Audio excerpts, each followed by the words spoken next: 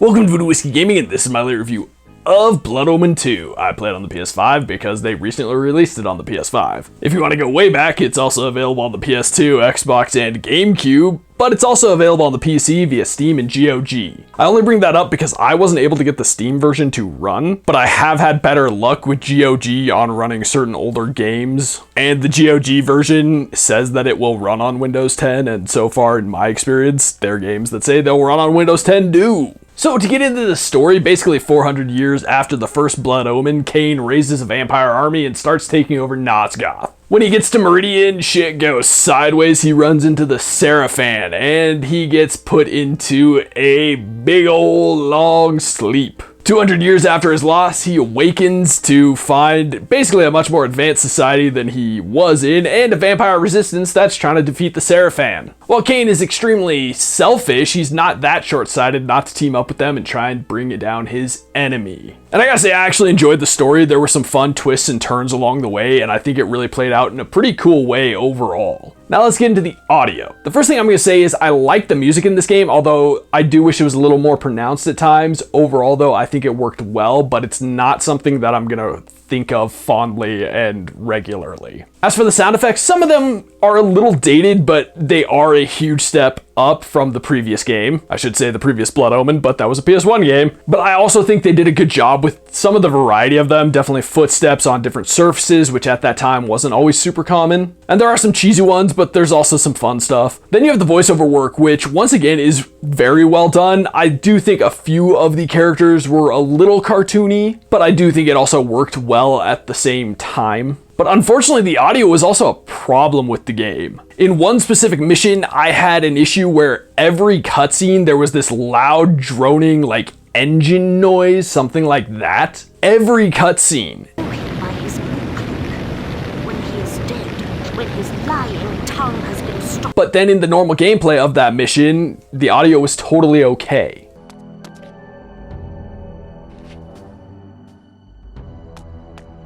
But on top of that, there were multiple times where not all but some sound effects would just fully cut out, and I would have to quit out the game and jump back in to get them running again. And that happened to me like 3 or 4 times, which is frustrating. And then at the end of the game, like the last several cutscenes, the audio and video were completely out of sync. Like, it got really noticeable. Cowards and traitors deserve no second thoughts, only their complete annihilation. Did it not occur to you that perhaps your ambition to rule this world is but the youthful craving of a petty noble who has gained too much power, but never enough? Silence, demon.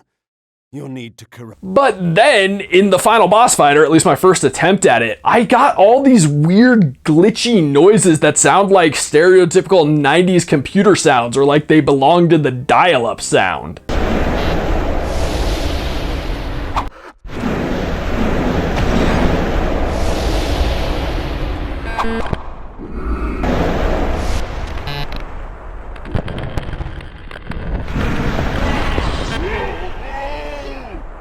So unfortunately, there were a lot of audio issues, and that was honestly very disappointing to me. But we'll move on to the gameplay mechanics and whatnot, and this is a third-person action game with the occasional stealth. And the first thing I'm going to say is, yeah, you're going around, you're fighting a lot of enemies, and it's honestly not the best combat system. It's actually kind of boring. It works well enough, but it's not a super exciting system. I do wish the combat had more depth to it and fluidity. It really didn't flow as well as I wish it did. And you do get used to it and you can get through pretty easily. I would generally get impatient and get myself hurt. But being a vampire, you then get to drain your enemies of blood. And doing so actually like builds up your little meter on the right of your health meter, as well as finding certain chests will do that as well. So then you build that meter up and then you get a health boost, a permanent health boost. There's also a ton of weapons throughout the game, and they provide a decent variety. Some of them will operate very similarly. They're more like reskins than different weapons, but it's still cool, and I did like that addition. Although bringing up the weapons, I should also mention that they are breakable, which can be frustrating, but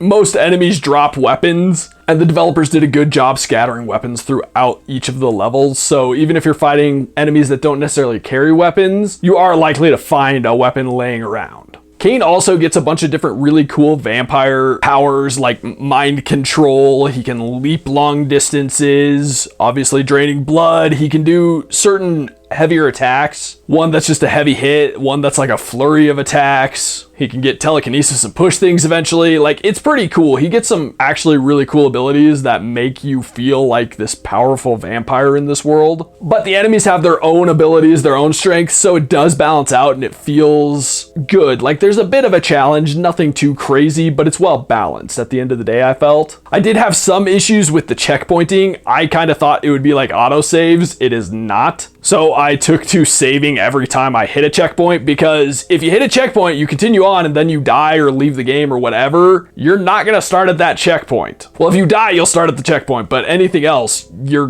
going to be screwed. So it just became beneficial to save at those points as well, because you have to manually save. And at a few spots where the game just didn't run super smooth, which is a little weird because it's not the most demanding game, especially for something like a PS5. Let's move on to the controls. And the mapping of the controls, I think, is good. I found the controls to be, for the most part, responsive. The only thing that I didn't love was, honestly, the movement. The controls are kind of tank controls. Push forward to move forward, back will walk you back, left and right will turn you left and right. You're not going to sidestep. But it wasn't just that, it was the way they interacted with the character. It felt like this was built for a D-pad rather than a joystick, so that felt a little funky. I did get used to it, but there were definitely times where it didn't work quite as well as I would have liked. Let's get into the graphics and visuals, and as I've stated, this is a PS2 era game. And it looks every bit the PS2 era game that is. It's not a remaster, it's not a remake, it's not even really an HD re-release, it's just a straight up re-release. It's not widescreen, it's none of that. I mentioned it in the gameplay, but I'll mention it here. There were a few times where it didn't run as smoothly as it could have. I definitely felt like it was lagging. And I did feel like there were a couple of lazy animations, like when you're opening a chest, it's the same animation you get when you're draining blood. And then when you get a weapon, it just kind of floats into your hand, or like magics into your hand and swaps with the old one if it hadn't broken. It just felt a little lazy. I think they could have done something cooler with that,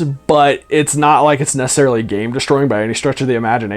As for the graphics, I mean, like I said, it's PS2, so it doesn't look amazing. Some of the animations are kind of shit. Actually, a lot of the animations, especially running in cutscenes, those are really bad for a lot of characters, and a lot of characters' movements are just kind of funky and weird. It was very clear that there was most focus on Kane, but you can definitely see the limitations of the graphics at the time. But I will say, I think they're good enough to bring the world to life. They're more than good enough for that. They give you the different appearances of different vampires that you meet throughout the game. They build this really kind of cool, weird future magic world. They deliver a cool variety of enemies with some pretty awesome designs and a lot of variety in the weapons and some surprising detail in some of them. Detail in the design more than the visual fidelity of them, but like the visual fidelity is enough to get that design across to you. I think one of the weakest links though in the game overall was animation, because it does feel rigid, it does feel kind of limited. As I mentioned earlier, the combat could feel more fluid and therefore could look more fluid. But I think from a design standpoint, a visual standpoint, the world that they built was really cool, and I loved that Kane had different outfits. I think there's like 4 different outfits throughout the game. My favorite is probably the second, but I just thought that was a cool addition to the game. They could have gone the lazy route with him just wearing one outfit throughout the whole thing, but they didn't. So overall, I was pleased with it from a visual standpoint. I do have one last complaint to throw in. This game crashed on me multiple times, and I don't know if this was a weird PlayStation issue, because every time that it crashed, it happened to involve like the cloud saving, and it would say that like the cloud save had failed. So maybe it had something to do with that. I'm not sure. All I know is it crashed 3 times on me. Not devastating, but frustrating. And the first time it crashed is actually when I learned to save at every checkpoint. So to get into the wrap up, this game is far from perfect. I don't remember how the PS2 version plays because I haven't played it in forever and a half. I will say that this version has no shortage of issues. I can't say for the PC version, but I can say that none of these issues really fully destroyed the experience for me. I was into the story. I enjoyed the gameplay as simple as it was. I enjoyed it enough to be able to look past a lot of those issues and to go back and have some fun with this game. But don't get me wrong, if the issues I've described are a complete turnoff to you, I would understand that at the same time because they did get annoying to me. There's no denying that I probably have some nostalgia for this game, but the issues weren't enough to destroy my enjoyment. So I really don't have a problem picking it up. It's not like it's crazy expensive. I don't have a problem recommending this. Okay, in the comments down below, why don't you tell me, would you like a remaster of the Legacy of Kain franchise as a whole? Blood Omen 1, 2, Legacy of Kain Defiance, or even a remake, or a continuation of the franchise? And as always, thanks for watching. If you enjoyed the video, please hit that like button. And if you like what I'm doing in general, share and subscribe. Have a good one.